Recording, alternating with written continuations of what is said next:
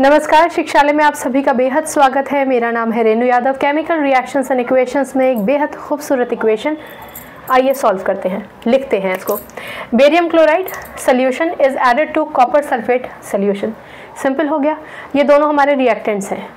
Then a white precipitate of barium sulfate is produced along with copper chloride solution। बहुत clear है, ये हमारे product है। ठीक है, रिएक्टेंट्स अगर क्लियर हो जाए आपको ना तो खुशी मनाइए, क्योंकि अगर अब आपको रिएक्टेंट्स को आंस में तोड़ना आता है तो आप प्रोडक्ट बहुत आसानी से बना सकते हैं।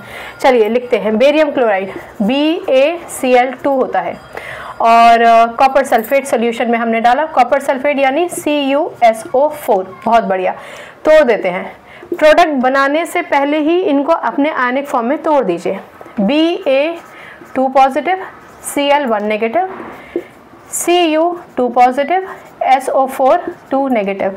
अच्छा, ये जो डबल डिस्प्लेसमेंट रिएक्शन है, ये डबल डिस्प्लेसमेंट में तो आपको रिएक्टिविटी सीरीज देखने की भी ज़रूरत नहीं है, एक्टिविटी सीरीज जिसे हम कहते हैं, क्योंकि आपको ये पता है कि इन दोनों की बिजनेस डील थी, इन दोनों की बिजनेस डील थी, बिजनेस डील टूट गई तो ये पॉजिटिव इस नेगेटिव के साथ कंबाइन करेगा और ये पॉजिटिव इस नेगेटिव के साथ कंबाइन करेगा, यानी Ba2 पॉजिटिव SO4 2 नेगेटिव के साथ कंबाइन करना है। ये तो श्योर है। देखिए, इक्वल अपोजिट वैलेंसीज हैं तो क्रिस क्रॉस करने वाला मसला भी खत्म। यहीं पे कैंसिल कर दीजिए और पहला प्रोडक्ट आपका बन जाएगा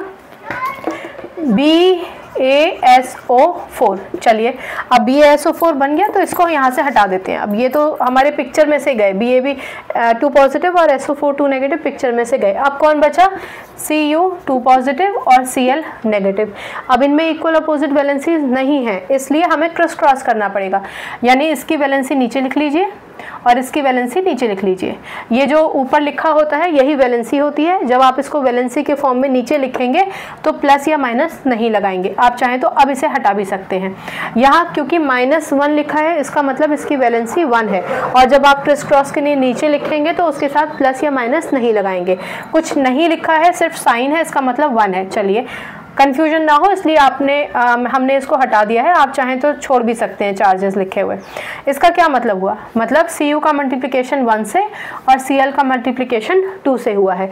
हमने पहले भी डिस्कस किया है, 1 लिखने का कोई औचित्य नहीं है, क्योंकि कुछ नहीं लिखा है तब भी 1 ही माना जाता है। यानी दूसरा प्रोडक्ट हो गया CuCl2। दूसरा प्रोडक्ट हो गया CuCl2, है ना। खूबसूरत रिएक्शन से हमने रिएक्टेंट से हमने प्रोडक्ट बना लिए। चलिए, अब हमारा दूसरा स्टेप क्या है?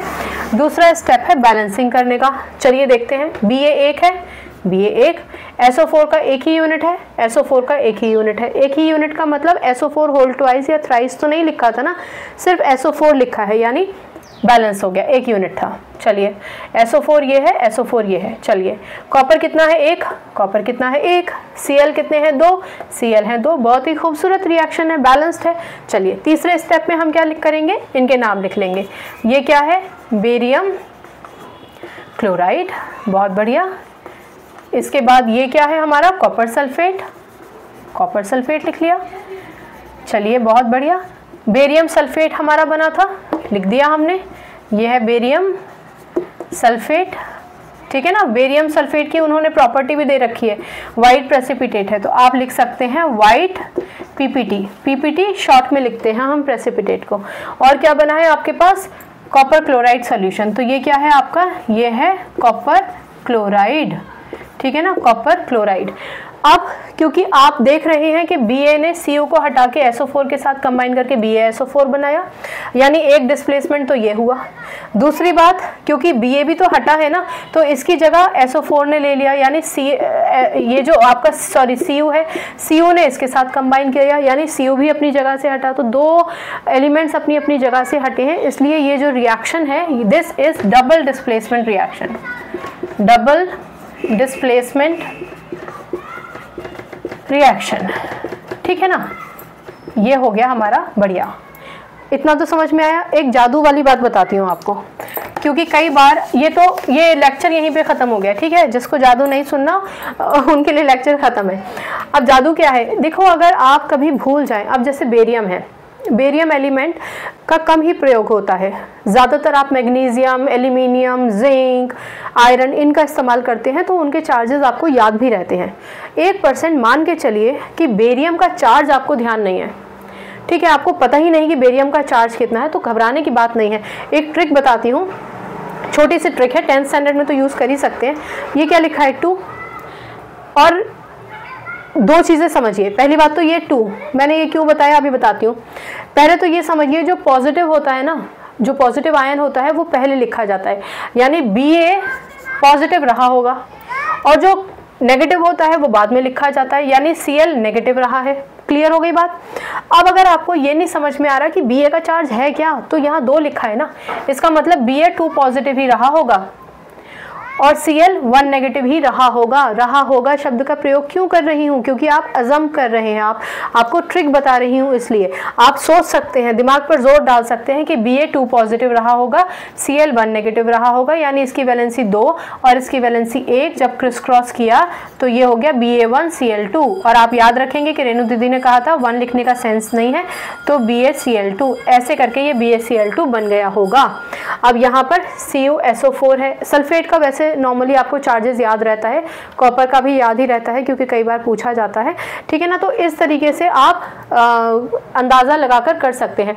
ये चीज़ 10th स्टैंडर्ड में तो ठीक है, लेकिन जो वेरिएबल वैलेंसीज होती हैं, तो वेरिएबल वैलेंसीज के केस में आप फंस सकते हैं। लेकिन वेरिएबल वैलेंसीज नॉर्मली आयरन के केस में और कुछ और एलिमेंट्स के केस में होती है, तो वो आप एक फ्लो में पढ़ ही रहे होते हैं, आपको पता ही होता है। बेरियम, कई बच्चे ये परेशान होते हैं बेरियम को देख के, तो इस तरीके से आप फाइंड आउट कर सकते हैं, ठीक है। आई होप इतना आपको समझ में आया होगा। अगर कोई कन्फ्यूजन है तो पूछ लीजिएगा, अगर फिर भी कोई कन्फ्यूजन है तो पूछ लीजिएगा, मेरा ये कहने का मतलब था। बाकी केमिस्ट्री से अपनी केमिस्ट्री अच्छी बनाइए, शिक्षा ले आइए। अगली बार मिलने तक अपना ख्याल रखिए, खुश रहिए, सकारात्मक रहिए। और अच्छा, एक चीज़ और सुन लो अब अगर मान के चलिए कि SO4 का चार्ज क्या है मालूम नहीं है, sorry, come back to the class. अगर SO4 का चार्ज कितना है मालूम नहीं है, तो देखो ना, ये BaSO4 लिखा है, BaSO4। अब ये तो जानते ही हो कि Ba 2 पॉजिटिव है, तो भैया SO4 2 नेगेटिव ही रहा होगा ना, तभी तो BaSO4 बना है। जब इन्होंने लिख रखा है बेरियम सल्फेट बना है, यानी बेरियम ने सल्फेट के साथ रिएक्शन किया। तो जब आप BaSO4 ऐसे लिखेंगे तभी भी आप SO4 के चार्जेस को कनेक्ट या अफर्म कर सकते हैं, कंफर्म कर सकते हैं, अगर कोई कन्फ्यूजन है तो। ये छोटी सी बात मेरे दिमाग में चल रही थी जब मैं आपसे नमस्ते कर रही थी, तो इसको भी आप सुन लीजिएगा। बाकी केमिस्ट्री से अपनी केमिस्ट्री अच्छी बनाइए, शिक्षा ले आइए। अगली बार मिलने तक अपना ख्याल रखिए, खुश रहिए। कोई कन्फ्यूजन है तो पूछ लीजिएगा। नमस्कार।